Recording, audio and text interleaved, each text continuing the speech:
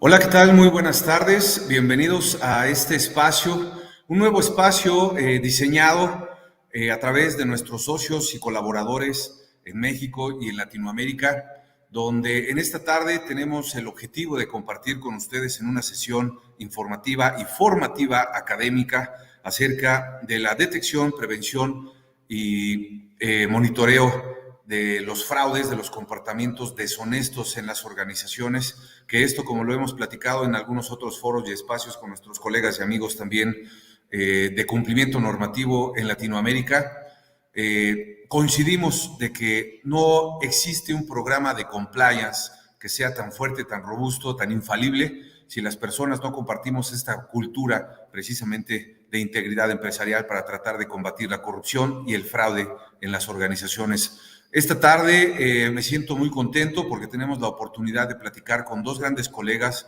dos grandes profesionistas y personas que nos van a compartir algunas experiencias, vivencias, pero lo más importante, nos van a compartir una herramienta, una metodología que les pueda ayudar a todas las organizaciones de cualquier tamaño, de cualquier industria o de cualquier servicio que puedan implementar de una manera fácil, práctica y muy rápida y efectiva.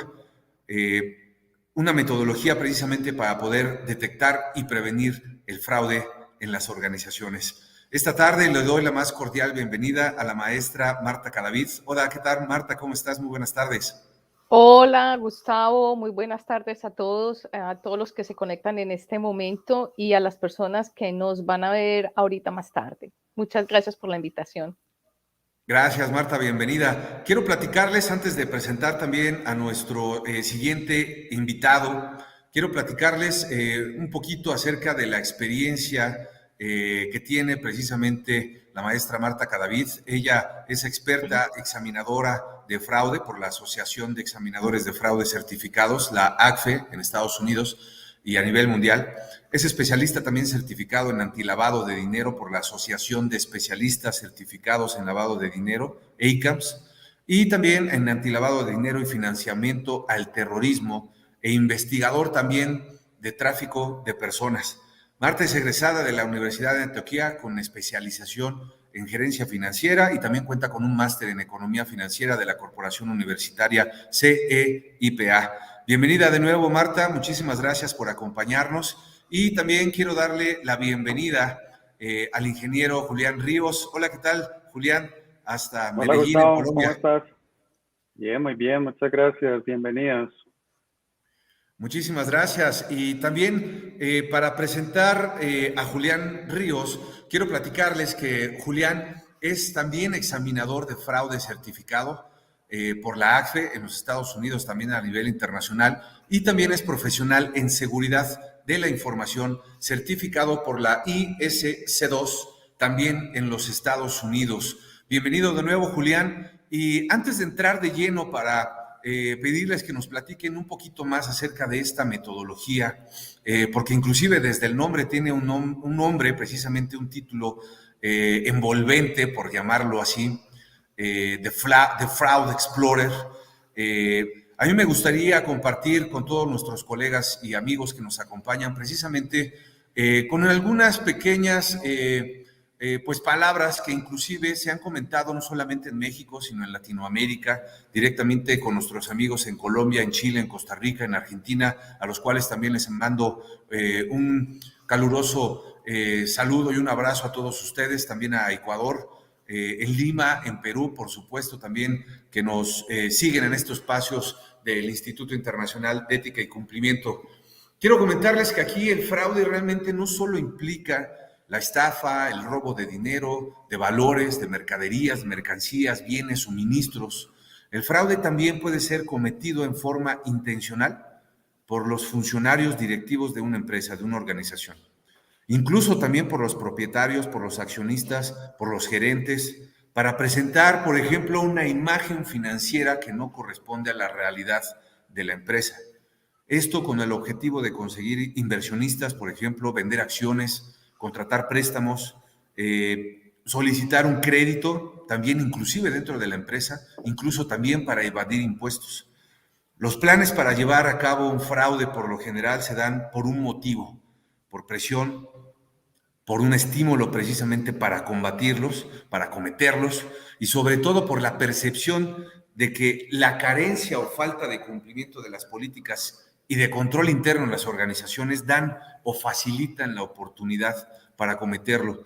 Es por eso que nosotros consideramos con nuestros socios, colaboradores, aliados también internacionales, miembros honoríficos y todos los miembros del instituto, que este es un tema por demás trascendental que necesitamos entender, comprender y compartir con todos los miembros de las organizaciones, como les decía, de cualquier industria, de cualquier sector económico y de cualquier tamaño. Les agradezco mucho por acompañarnos y también les agradezco por todas sus preguntas y comentarios para conocer un poquito más de esta metodología a la cual, Marta, te voy a agradecer mucho si nos puedes platicar un poquito cómo nace, cómo surge y cómo ha sido precisamente entrelazado, digamos, estos tres segmentos que a mí me parece totalmente fascinante. Muchas gracias, Marta, adelante. Gracias, Gustavo. ¿Pueden ver mi presentación en este momento? Claro, adelante. Ok. Bueno, Julián y yo hemos venido trabajando hace ya varios años y siempre con una pregunta de por qué nosotros tenemos que llegar a patear los muertos, es decir, cuando ya los fraudes se han cometido. Y de hecho, uno de los problemas grandes que existe en la industria de la auditoría y del compliance y del risk management es que llegamos cuando ya todo ha pasado y siempre preguntan ¿y dónde estaba el auditor? ¿Y por qué entonces el revisor fiscal, por ejemplo, en el caso de Colombia, dónde estaba? En fin, pero más allá de eso, siempre, de buscar un culpable, nos quedamos siempre igual en aprender de los casos y ojalá no volver a repetir la historia. Y también hemos visto que cuando hablamos de fraude y abuso ocupacional, nos estamos como enfocando en un par de aspectos y dejando por fuera un montón de actividades o comportamientos indeseables o deshonestos que también revientan el valor de las organizaciones. Entonces es por eso que poco a poco nosotros nos hemos venido dando como a esta tarea de cómo agregarle valor a la industria. Todo el tema de los comportamientos deshonestos es lo que más destruye valor en las organizaciones, pero pareciera que esto no es lo que la mayoría de la gente no ha entendido. Pareciera que esto todavía es un tabú, es un mito, de que hablar de fraude, abuso corporativo, si no está registrado en los estados financieros, pues como que no existe. Y para eso nosotros hemos desarrollado toda una metodología, toda una estrategia donde tenemos personas, procesos y tecnología para ayudarle a las organizaciones de cualquier industria, de cualquier tamaño, en cualquier parte de Latinoamérica, incluso a nivel global, a detectar, a predecir, a prevenir e incluso investigar esos actos deshonestos. Pero antes de nosotros entrar en todo ese despliegue de la metodología y qué es lo que hacemos, es importante entender algunos aspectos fundamentales de fraude y de esos actos deshonestos. Y es que ACFE nos dice que infortunadamente las personas más confiables se convierten en los violadores de confianza.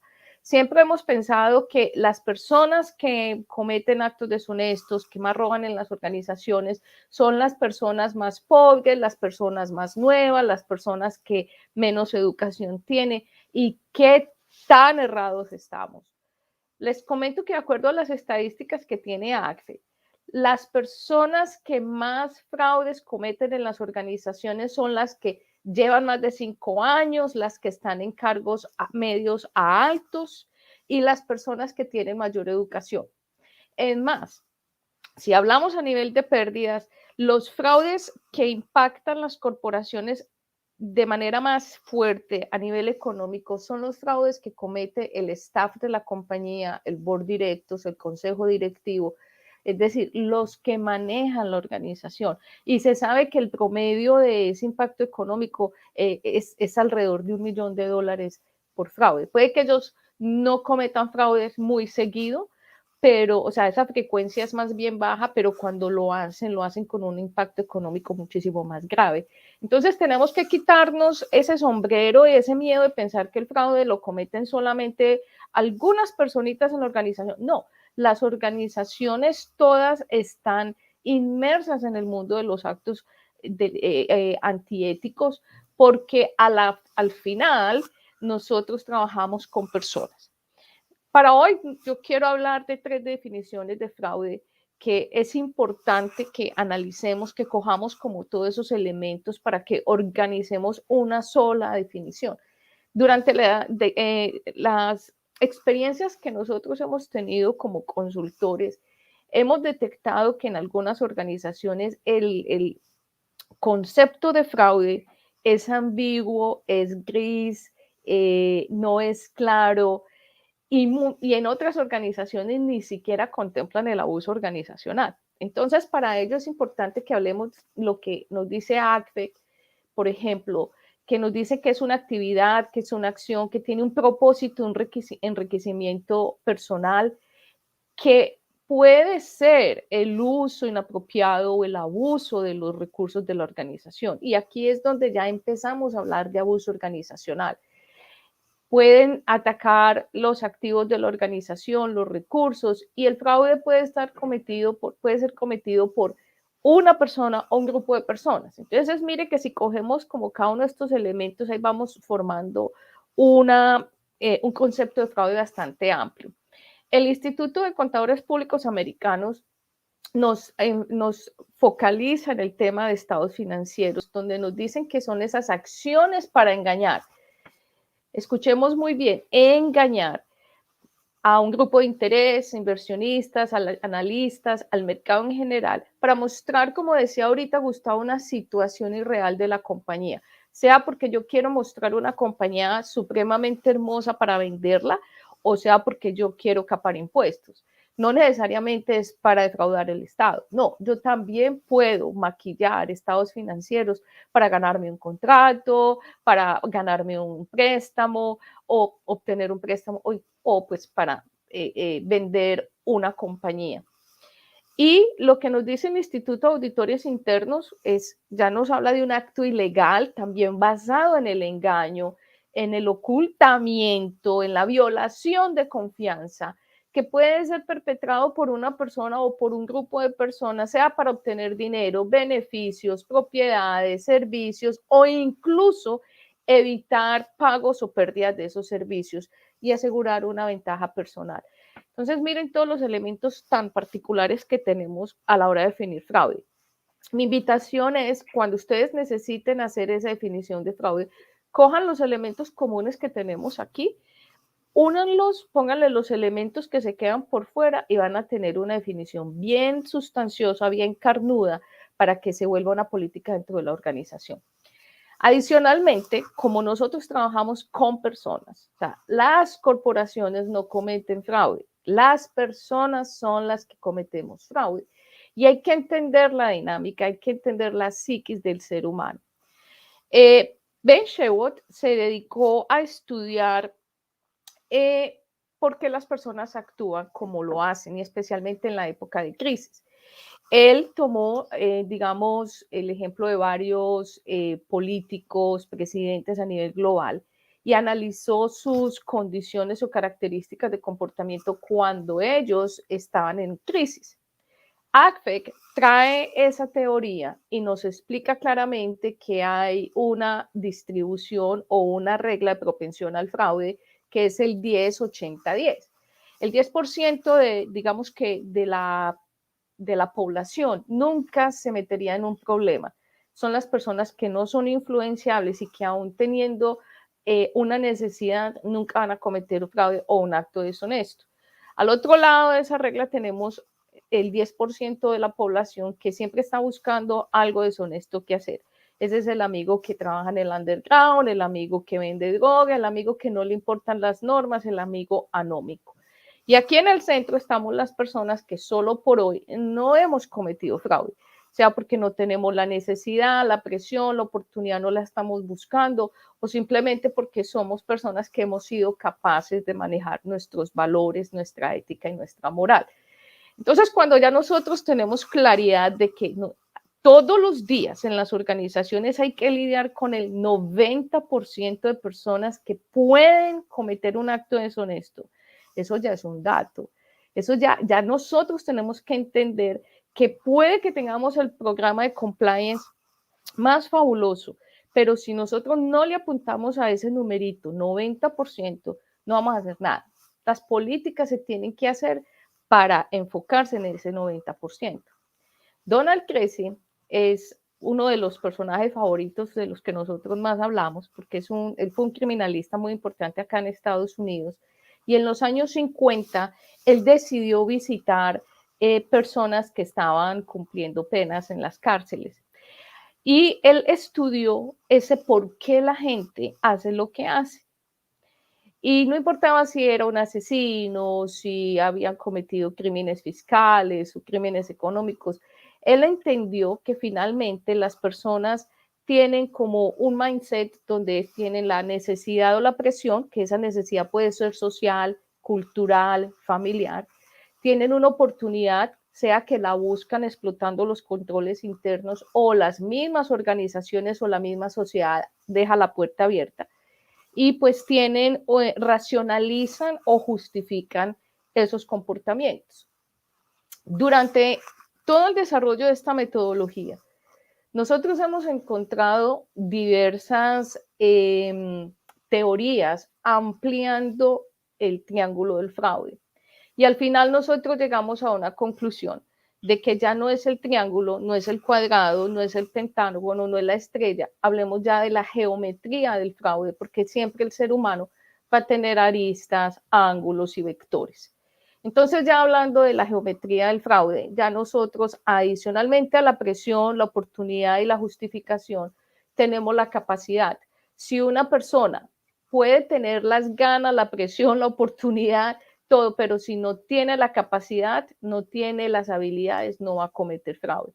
A eso le adicionamos el tema también cultural, y es que las personas se comportan de acuerdo a donde estén. Si estamos hablando de un país con un índice de corrupción bien bajito, y hago ahora el paréntesis que ya también salió el índice de corrupción del 2021 para que lo consulten.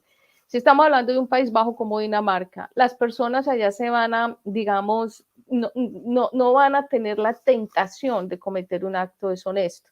Pero si ya nos movemos a un país donde el índice de corrupción es bien alto, donde se violan los derechos humanos, pues las personas se relajan y dicen, pues si todo el mundo lo hace, ¿por qué no? Yo, ¿por qué no? Y otro elemento que nosotros hemos encontrado es el comportamiento en cuanto al ego, al egocentrismo.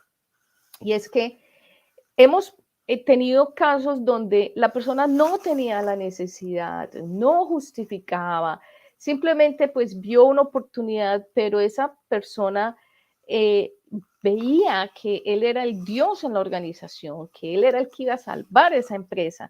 Y así entonces se tomó las riendas de los actos deshonestos y se dedicó a abrir shell companies, a hacer su facturación. Entonces ya en el tema del triángulo de fraude hemos evolucionado y hoy en día adicionamos cosas como el ambiente, la sociedad, la parte ética, que también hacen pues parte de todo ese conjunto de aristas y vectores que tiene el ser humano. Recordemos que los violadores de confianza se ven a sí mismos como personas con problemas. Las personas que tienen esos problemas dicen, bueno, yo necesito $10,000, yo sé que los tengo en esa cuenta bancaria de la empresa, yo tengo acceso, yo lo voy a solucionar, yo no le voy a contar a nadie este problema, no le voy a contar a nadie que voy a solucionarlo tomando ese dinero prestado, pero es la única forma que tengo. Entonces, el perpetrador, el defraudador, el abusador, no se ve como si él estuviera haciendo algo indebido. De hecho, cuando hablamos con ellos, ellos se ven como una persona muy de moral, con valores éticos, pero en problemas. Y eso es lo que también hay que entender cuando estamos hablando, por ejemplo, en temas de auditoría, de compliance, de administración de riesgos. Y es que más allá de tener esa definición de fraude y abuso corporativo y entender la geometría del fraude, nosotros tenemos que también que tener claro la intencionalidad. Y les voy a poner un ejemplo. Vamos a correr todos la maratón de Nueva York. Suponemos que 10.000 personas se inscriben para correr. Puede ser que de esas 10.000 personas, 500 personas tengan la opción de llegar como primeros, ¿ok? Como campeón, ¿ok?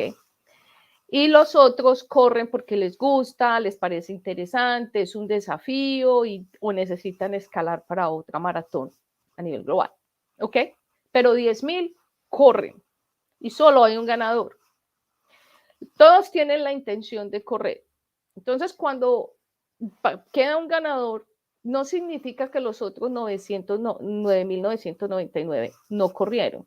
Y eso hay que tenerlo súper claro. La intención es esa diferencia que hay cuando yo estoy haciendo algo con pleno conocimiento. Un error se puede dar por una diferencia de criterio, porque la persona está cansada, porque ahorita que estamos trabajando en casa hay niños, mascotas, porque el equipo no funciona, no tengo el entrenamiento, porque estoy enfermo, por muchos motivos. Pero no existe la intención de hacer daño. Mientras cuando ya hablamos de fraude y engaño, tal como nos lo mostró ACFE, como nos lo mostró el Instituto de Contadores Americanos y nos mostró el Instituto de Auditores Internos, es una acción donde yo voy a esconder, voy a violar la confianza para conseguir una ventaja, para tener un beneficio. Y de hecho la NIA 240 también no lo habla. El fraude es un acto intencionado donde se realiza por una o más personas de la dirección, los responsables de los que manejan las organizaciones, un empleado, un tercero, que conlleva la utilización del engaño. Entonces, cuando los auditores en muchas ocasiones están en caliente, haciendo una auditoría y se dan cuenta que algo no funciona, algo huele mal, que ellos a veces se enredan porque el perpetrador, el abusador les dice, discúlpeme, pero yo nunca intenté robar, esto es un autopréstamo. Y yo lo llevo haciendo así hace 2 años y nadie me había dicho algo. Yo no veo que eso sea un fraude. Resulta que cuando ya aplicamos el concepto de intencionalidad, ya sí ahí nos queda claro qué es una equivocación versus qué es un fraude. Entonces, entendiendo esos conceptos básicos, qué es fraude, abuso, el 90% de la población es influenciable a cometer actos deshonestos, la geometría del fraude, la intención, llegamos a un punto bien particular que es nuestro empleado ideal. Esto es un ejercicio que hacemos cuando tenemos la oportunidad de tener nuestros cursos de certificaciones internacionales, nuestros cursos de Fraud Risk Management basado en COSO 2013 y hacemos una tarea. Usted, ¿cuál es el empleado ideal que usted tiene para un equipo de ventas, un equipo comercial, para un equipo contable?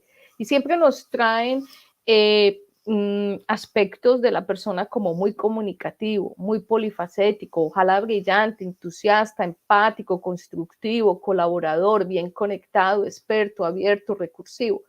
Pero pocas personas nos dicen ético, moral, que con todo este tema de cumplimiento, valores que hacen que esa persona sea más importante y más interesante y más responsable para la empresa que una persona que sepa mucho de sistemas.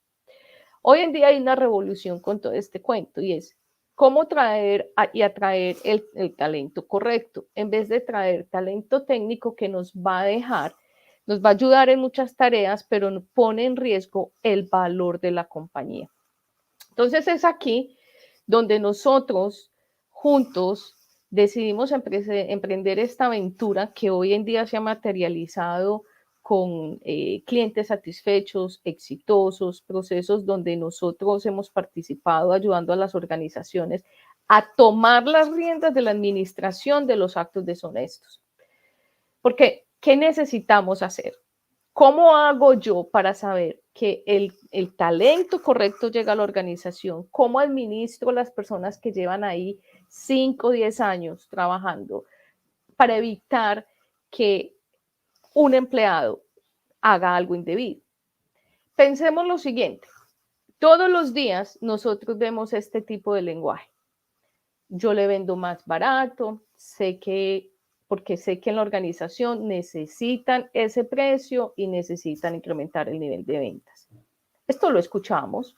Estas son conversaciones que todos los días escuchamos de nuestros compañeros, compañeras de trabajo, y son presiones, oportunidades o justificaciones de hacer las cosas mal hechas. Hemos escuchado conversaciones en las que me están exigiendo proveedores más baratos, entonces me van a medir por los ahorros. Uno dice, bueno, pero la persona no está racionalizando, la persona no está diciendo nada diferente o nada incómodo, pero cuando ya contextualizamos toda esa conversación y la ponemos en el triángulo del fraude, en la geometría del fraude, nos damos cuenta que la persona está expresando una presión. En muchas ocasiones escuchamos situaciones como o verbalizaciones como he llegado muy lejos en mi vida y no puedo defraudar a mi familia. Bueno, esto es una verbalización que indica alta presión social y familiar y que puede impactar la organización de alguna manera. Y hemos escuchado también conversaciones en las que nos dicen, me miden por ahorros, yo se los doy, aquí ganamos todos, y yo no le estoy robando a nadie. Entonces, cuando ya tenemos claro ese numerito del 90% influenciables y sabemos que las personas se pueden, digamos, en algún momento tomar las riendas del fraude o el abuso corporativo para mejorar su calidad de vida o resolver sus problemas en silencio o en secreto, ya tenemos que empezar a entender cómo piensan las personas, cómo verbalizan. Así que nosotros lo que hicimos fue tomar todos estos conceptos de cómo piensan las personas y ponerlos juntos en una metodología que ya Julián nos va a explicar para poder anticiparnos y ayudarle a las organizaciones a evitar o a prevenir que esos actos indeseables se materialicen. Julián. Gracias, Marta. Pasemos a la siguiente diapositiva. Bueno, entonces yo me devuelvo ahorita una pregunta que nos hacía Gustavo de cuál fue el momento en que nosotros pues, pensamos el nombre, nos ideamos la metodología. Entonces, eso fue una vez en donde nos hacíamos la pregunta, ¿qué más podemos hacer nosotros para ayudar a la sociedad? ¿Cierto? ¿Cómo podemos nosotros ser más útiles? ¿Cómo podemos servir mejor? Porque hasta el momento habíamos servido bien y es que cuando a los clientes les sucedía un fraude, pues nos contrataban a nosotros íbamos como investigadores, como peritos a levantar la evidencia, acompañarlos en el juicio y muy seguramente aplaudíamos la decisión del juez cuando dictaba condena y resarcían a las víctimas.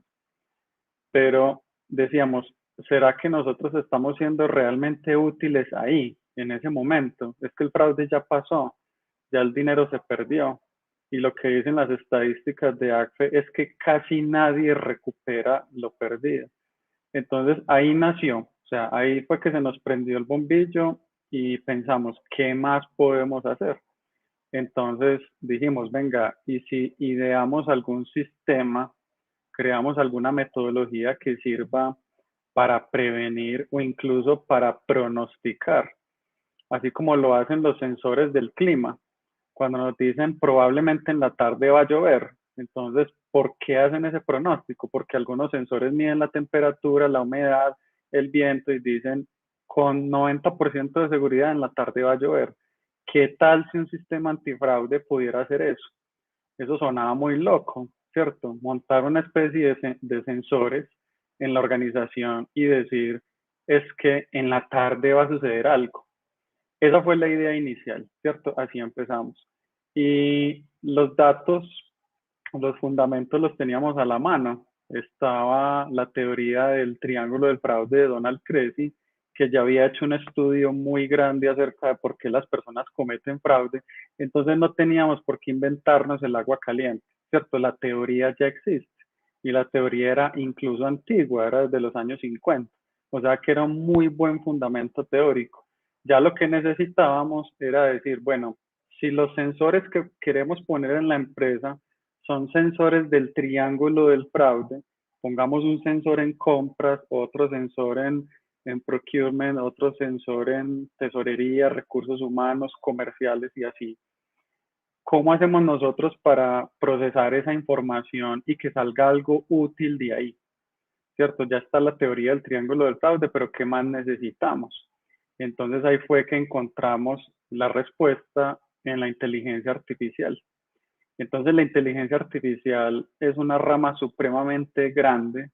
Nosotros acostumbramos a ver la inteligencia artificial en las películas, el machine learning, incluso cómo se manejan automáticamente los carros de Tesla, ¿cierto? Creemos que esa es la inteligencia artificial, pero realmente hay más ramas de la inteligencia artificial. Hay una rama que nos gustó mucho y es la emulación del conocimiento de un consultor experto. Esto la inteligencia artificial lo llama sistemas expertos. Para los que estudiamos ingeniería de sistemas, los sistemas expertos de hecho son una materia dentro del pensum de la ingeniería. Así se llama, sistemas expertos. Y nos enseñan a diseñar sistemas que emulen el conocimiento de un consultor, o sea, a inferir o a deducir a partir de ciertos datos históricos. Entonces volvió y se nos prendió el bombillo. Ya teníamos la base teórica, que era el triángulo del fraude, y también teníamos el método para poder diseñar algo que dedujera, de acuerdo a esa información que estaban recolectando los sensores, si ahí había algo que podía catalogarse como fraude o probable fraude, y empezar a hacer esas asociaciones, utilizando esa base teórica del triángulo del fraude. Entonces así fue como dijimos, esto puede generar valor para las organizaciones. Todo este proceso puede ser muy útil para la toma de decisiones. Eso pues lo llamamos al final el business intelligence o inteligencia de negocio, que la organización pueda tomar decisiones a partir de ello. Nosotros a todo eso le dimos un nombre bien interesante que lo asociamos con la riqueza informativa. Entonces, una organización es rica cuando sabe utilizar los datos que por ella transitan. Y una organización es pobre, hablando de datos, cuando aún teniendo todos esos datos no los utiliza o no sabe qué hacer con ellos. Entonces, pasemos a la siguiente, por favor, Marta. Entonces, ya hablando de la riqueza informativa, nos preguntábamos, ¿cuánta información tiene una compañía que nos pueda ser útil a nosotros para los sensores que queremos poner en todas las áreas? Entonces resulta que en una organización los datos se pueden dividir entre datos estructurados y datos no estructurados. Los datos estructurados pueden ser las bases de datos de clientes, el sistema transaccional, algo que se pueda clasificar. En cambio, los datos no estructurados es toda esa información que es muy difícil o casi imposible de estructurar, como por ejemplo las interacciones entre los seres humanos, las reuniones, las salidas, las conversaciones, los documentos. Todo eso es muy difícil de estructurarlo, entonces casi nadie se mete ahí porque, como dicen por ahí, salen pelados. Intentamos hacer algo con esa información, pero resulta tan complicada que es mejor no meternos ahí. Y lo interesante de todo esto es que en una organización el 80% de los datos son no estructurados. El 80% de los datos. Y solamente el 20% de los datos aproximadamente son estructurados. Y la mayoría de fabricantes o proveedores que diseñan soluciones antifraude lo hacen para esa parte estructurada, la parte transaccional, lo que se puede medir porque está en una tabla y lo que se puede asociar porque tiene un responsable. Pero lo no estructurado, que son conversaciones sueltas de pasillo, documentos flotando, nadie se mete a revisarlos. Entonces ese fue el uso que nosotros queríamos darle, meternos donde nadie se ha querido meter y tratar de estructurar algo de esa información que no es estructurada. Finalmente los propósitos que nosotros teníamos eran bien claros, era la prevención del fraude, porque nuevamente queríamos ser más útiles a la sociedad, servir mejor, no llegar cuando ya sucedió, resolver fraudes, o sea, ya cuando los fraudes están ocurriendo, pero hay sospechas de que pueden haber otras personas involucradas. Entonces, en eso nos enfocamos mucho. Y también en algo que les decía ahorita, que es el pronóstico. Entonces, el pronóstico es bien interesante porque no es como la predicción, sino que la predicción suena casi como al tarot, ¿cierto? Yo te voy a decir qué va a pasar con tu vida en el próximo año. En cambio, el pronóstico suena un poquito más elegante porque el pronóstico tiene unas bases en donde dice, si yo digo que va a llover en la tarde, es porque tengo estos datos previos y estoy pronosticando, pero puede que no sea así, ¿cierto? Hay un porcentaje en el que puede fallar. Entonces, finalmente ese era el propósito, que lo podemos decir como un alcance, detectar, prevenir y pronosticar.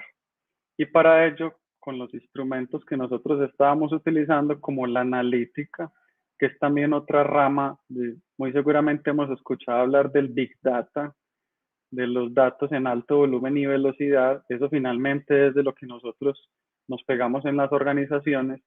Y lo que hicimos al final también fue crear las bases semánticas. Si nosotros estamos revisando esos datos no estructurados, que normalmente están asociados a conversaciones o comunicaciones entre seres humanos en ambiente corporativo, la semántica tiene mucho significado. Recordemos que la semántica es precisamente el significado que tienen dos o más palabras juntas. Es diferente yo como investigador de fraude buscar la palabra robo, buscar la palabra corrupción, pensando que va a salir algo de ahí, a buscar la palabra yo me quiero robar, o será que si hago esto me nombran como corrupto, me señalan como corrupto. Entonces en ambas está la palabra robo y en ambas está la palabra corrupto, corrupción, pero tienen contextos completamente diferentes. Entonces de eso se trata la semántica. Entonces, bueno, sigamos con la próxima, porfa, Marta. Bueno, y ya que estamos hablando de la semántica, de la importancia de no necesariamente buscar una palabra como investigadores de fraude, sino buscar el significado que tienen dos o más palabras juntas, esto que ustedes están viendo acá es el ejemplo perfecto. Lo que hablábamos ahorita de la geometría del fraude, cuando las personas sienten presión familiar, social o corporativa, las personas internamente se dicen frases como, por ejemplo, no vamos a dejar que el auditor se entere, no dejemos huellas, yo me siento supremamente incómoda con esta situación, yo como que no quiero ser parte de eso, ¿cierto? Ejemplos de oportunidad cuando las personas están viendo una situación que pueden aprovechar, pueden decir, esto no lo inspeccionan, es una oportunidad para que saquemos algo porque aquí el auditor nunca viene, esto lo podemos hacer por debajo, déjeme que yo puedo convencer al cliente porque el cliente es mi amigo, entremos porque esto no tiene contraseña, y frases también en justificación, que estas son incluso de las que más nos han causado interés, cuando las personas a sí mismas se dicen, yo esto me lo merezco, es que esto no hiere a nadie, la compañía tiene demasiado dinero, sacar $200 hoy no le va a hacer daño absolutamente a nadie. A mí no me pagan lo suficiente acá, yo estoy trabajando muy duro, la empresa realmente no me valora. Esto en todas partes lo hacen. Entonces miren que son todas estas frases que juntando palabras empiezan a tener un significado. Esto realmente es detrás de lo que nosotros vamos. Y así es que la metodología ha tenido un éxito. Y básicamente el proceso completo de la metodología inicia primero, si vemos abajo en la gráfica, con una ocurrencia, es decir, nosotros a través de ese sistema de sensores de los que estábamos hablando ahorita, uno de esos sensores capta una expresión como esta, esconda eso, pero ya.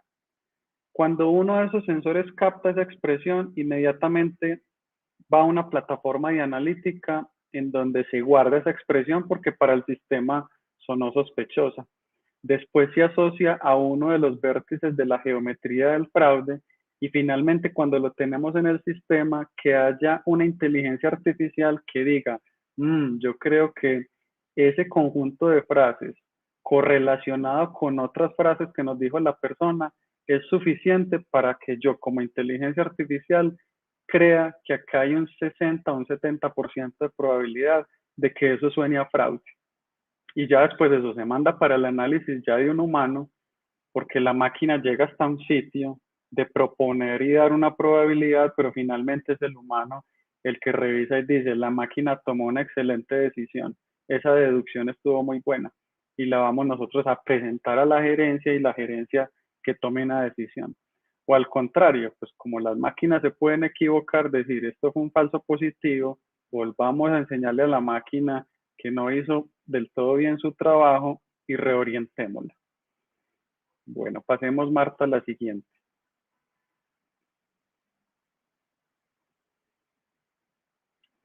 Bueno, ¿en qué casos esta metodología ha funcionado? Esto es algo que cuando nosotros comenzamos con ella nos llevamos grandes sorpresas porque no sabíamos si iba a funcionar. Casi que empezamos a tratar de convencer a potenciales clientes de montar la plataforma, que nos dieran la oportunidad de ensayar y de probar. Hace 8 años cuando comenzamos con esto, y ese primer caso superó todas nuestras expectativas. Resultó que Donald Cressy tenía razón, ¿cierto? Porque de alguna manera decíamos, ¿será que eso que se creó en los años 50, eso todavía está al día? Es que eso ya han pasado varios años, ¿cierto? Muchísimos años. Entonces resulta que el señor tenía razón, empezamos a ver los eventos, resulta que la inteligencia artificial a través del sistema experto también hacía muy bien su trabajo y empezaron a salir alertas y ya nosotros empezamos a asociarlas con ciertos casos de uso. Por ejemplo, aquí tenemos un listado de algunos en donde hemos detectado últimamente, como por ejemplo préstamos en pandemia, en el sector bancario, las debidas diligencias incompletas, fraudes en caja general, los analistas de crédito en los bancos haciendo préstamos informales, todo el esquema piramidal y esquemas financieros ilegales, presiones personales inimaginables, falsas denuncias ante las autoridades o inclusive descuadres que han sido encubiertos.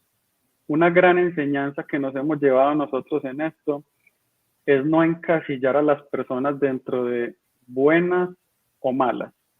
Eso es una gran enseñanza. Las personas pueden tener una historia intachable, pero si en algún momento esas personas son sometidas a una presión muy grande a nivel familiar, social o corporativo, esas personas se pueden torcer. Yo alguna vez escuché una frase que me dejó pensando muchísimo y la frase era, la ética viene después de que usted tenga con qué vestirse, tenga con qué comer y tenga dónde dormir. Y ya después de eso, póngale la ética. Eso me dejó pensando muchísimo, porque nada más eso lo podemos llevar no tan al extremo. Imagínese un empleado, un colaborador, que no le esté alcanzando su salario para mercar, que no le esté alcanzando su salario para enviar sus hijos al colegio y que tenga problemas pagando el arriendo de su vivienda. Eso no está muy lejos de ahí. ¿Será que esa persona puede tener esa ética intachable pues de la que nosotros hablamos? Yo lo pensaría muy bien. Esa frase a mí me dejó pensando muchísimo.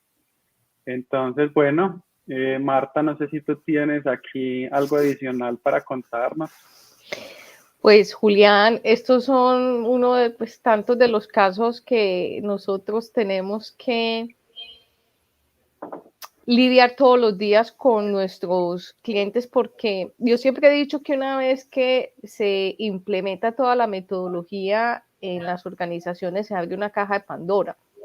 Y lo que hemos encontrado es que las personas en las empresas creen que solamente tienen ciertos tipos de riesgos. Tienen el riesgo 1, 2, 3 y 4, pero una vez cuando se implementa toda la metodología y se les da apoyo con The Fraud Explorer, encuentran que no eran 5 riesgos, que eran 20 y cosas que nunca se habían imaginado. Entonces, nosotros hemos aprendido también mucho y por eso empezamos con el tema de fraude y abuso organizacional, y hoy en día ya hablamos de actos antiéticos, porque muchas veces se presentan actos que no están deteriorando, corroyendo el valor de las organizaciones, pero que sí representan un riesgo. Yo me acuerdo, por ejemplo, Julián, la falsa denuncia ante la Policía Nacional para denunciar un robo de un bolso que contenía unos artículos personales para poderse saltar un examen en la universidad.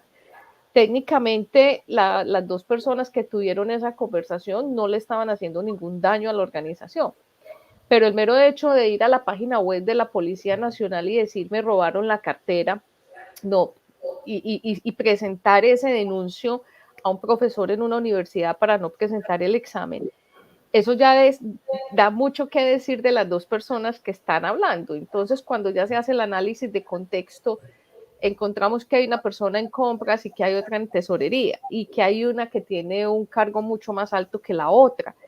Entonces, ahí empezamos nosotros a ayudarle a las organizaciones a tener claridad de sus colaboradores, puestos de trabajo, quién tiene presiones. En muchas ocasiones las áreas de recursos humanos no colaboran para que los empleados trabajen en ambientes más salubres y seguros. Entonces también eso nos ayuda a nosotros ver cómo esa relación que existe con este tipo de áreas. Tenemos muchos casos, Julián. Aquí nos quedaríamos toda la noche contando de todo lo que hemos encontrado, pero sí concluimos con algo, y es que el desarrollo de esta metodología está ayudando a las organizaciones a tomar riendas de recuperar el valor perdido por culpa de los actos deshonestos. Es por eso que en el día de hoy pues los invitamos a que hagan sus preguntas, a que si necesitan contactarnos lo hagan a través del Instituto en México. Nosotros estaríamos más que felices de mostrarles más casos de uso con mucho más detalles, y sobre todo para que ustedes entiendan que pronosticar, anticiparse, ser proactivos, sí es posible. No hay que llegar cuando ya los fraudes han pasado. Muchísimas gracias, Julián, Marta. La verdad es que uno de los puntos importantes en lo que es la prevención del fraude, sabemos que aquí las empresas, el fraude realmente puede prevenirse y disminuirse significativamente tomando algunas medidas que pueden ser relativamente sencillas, por ejemplo, revisar periódicamente antecedentes del personal, ejercer algunos controles internos adecuados que permitan aquí la salvaguarda de algunos activos, mantener institucionalmente un código de ética también. Sin embargo, hay puntos importantes que se destacan, especialmente 3 medidas fundamentales que también son muy sencillas y que ustedes han tocado a lo largo de esta sesión. Que la primera es precisamente crear y mantener una cultura de honestidad y de moral elevada. Y esto precisamente lo mencionabas, Marta, al principio de esta sesión, donde también, aunado con lo que nos platicaba precisamente de esta metodología ya más a profundidad, Julián, es evaluar los riesgos de fraude, implementando estos procesos, procedimientos, controles necesarios para mitigar los riesgos y reducir estas oportunidades de fraude. Algo muy importante que quiero yo destacar es precisamente el desarrollar un adecuado proceso de vigilancia. Y aquí es donde entra precisamente esta metodología. Cualquier herramienta puede ser, sin embargo, esta metodología a mí personalmente me parece súper interesante y muy práctica, porque nos han presentado exactamente cuáles son las herramientas para poder identificar algunas conductas con las actividades que se realizan en las organizaciones y con las herramientas que ponen las empresas, las organizaciones a disposición del empleado, que todo esto se conjunta, se administra y se presenta a través de una inteligencia artificial. Realmente, pues estamos viviendo un futuro actual y ahora precisamente lo tenemos a través de The Fraud Explorer a disposición precisamente en México y en Latinoamérica. Antes de concluir, me gustaría compartir una pregunta que tenemos de Mariana Ávila. Pregunta, ¿consideran que cuando en un trabajo se aceptan familiares, ¿esto puede ser un riesgo? Es un riesgo de corrupción. Todo empieza desde la parcialidad o imparcialidad. Entonces, el hecho de tener un familiar en la compañía puede detonar esa parcialidad, y esa parcialidad puede desembocar en un conflicto de interés. Y recordemos que el conflicto de interés dentro del árbol de fraude de ACFE está dentro de la corrupción. O sea que es un riesgo de corrupción total. Sí, es un tema que hay que coger con pinzas, diría yo. Es complejo porque también puede depender mucho el tipo de compañía, pero lo que nos dicen las estadísticas es que cuando nosotros siempre hablamos de números, para que tengamos también eso muy claro, es que cuando ocurren esos actos donde hay conflictos de interés, es donde se han presentado relaciones familiares o sentimentales. Exactamente. Y más si consideramos, bueno, hay un punto muy importante que hay que considerar precisamente. En México principalmente, la mayoría de las empresas son empresas familiares. Entonces, definitivamente sí existe algún riesgo y aquí es importante precisamente tener algunas personas y algunos controles para contratar a personas que también tengan estas capacidades, credenciales y experiencia, no solamente a los familiares, porque eso también ayuda a las organizaciones. Este tipo de herramientas nos ayuda a reforzar esta metodología, el control interno, algunas políticas y procedimientos que también van coordinados con los esfuerzos que se llevan a través del área de integridad empresarial o de compliance a través del oficial de cumplimiento. Con esto, de nuevo, Marta Cadavid, te agradezco mucho tu participación, te mando un cordial saludo también hasta Chicago, Illinois, en los Estados Unidos. Y Julián, me dio mucho gusto volverte a ver, a saludar, por lo menos así de forma virtual. Te agradezco mucho y te mando también un cordial saludo hasta Medellín, en Colombia. Y a todos ustedes, a nuestros colegas y amigos que nos siguen en las redes sociales y en esta iniciativa Días de Inspiración, les tengo una muy buena noticia. Hemos comprometido a Marta y a Julián para tener frecuentemente un acercamiento con ustedes a través de un espacio como estos, para compartir experiencias, comentarios y metodologías también como esta que nos puedan servir en nuestras organizaciones, en nuestra vida laboral y en nuestra vida cotidiana, que nos puedan ayudar precisamente para combatir este cáncer que tenemos, que es la corrupción, el fraude, el robo, la malversación interna en nuestras organizaciones.